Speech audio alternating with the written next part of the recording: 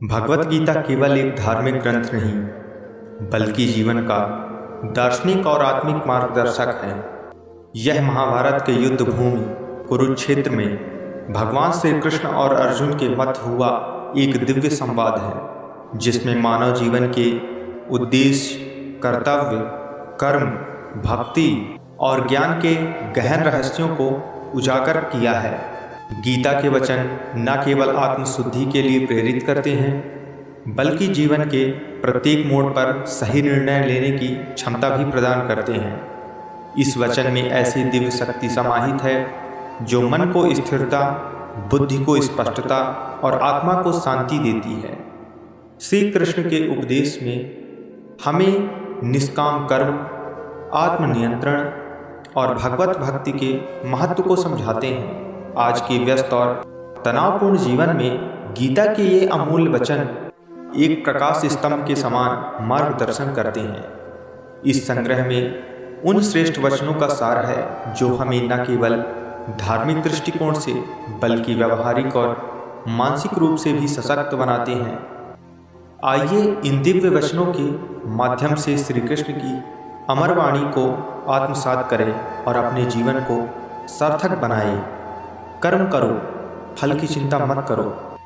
भगवत गीता का यह सबसे प्रसिद्ध श्लोक सिखाता है कि मनुष्य का अधिकार केवल अपने कर्म पर है, फल पर नहीं।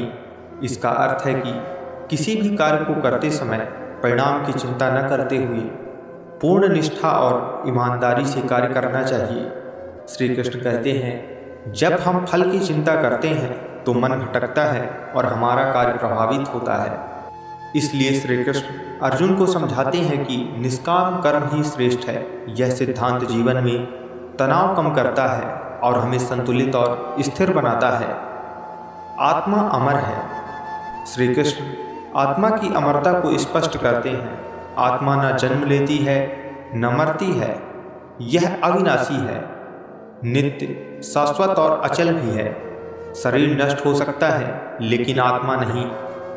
यह ज्ञान मृत्यु के भय को समाप्त करता है और जीवन में निर्भीकता लाता है। जो आत्मा को समझता है वह मोह, शोक और द्वेष से ऊपर उठ जाता है। यह वचन हमें सिखाता है कि सच्चा आत्मज्ञान ही मुक्ति की ओर ले जाता है। जो हुआ वह अच्छे के लिए हुआ, जो हो रहा है वह भी अच्छे के लिए हो रहा है। यहाँ श्री कृष्ण ये बताते हैं कि यह वचन जीवन की स्वीकृति और विश्वास को दर्शाता है।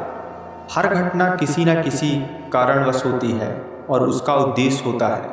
वर्तमान में जो कुछ हो रहा है वह भविष्य के लिए आवश्यक है। जब हम इस दृष्टिकोण से सोचते हैं तो हमारे जीवन में शांति और संतोष आता है। यह वचन हमें अतीत और पछताने और भविष्य की चिंता से मुक्त कराता है।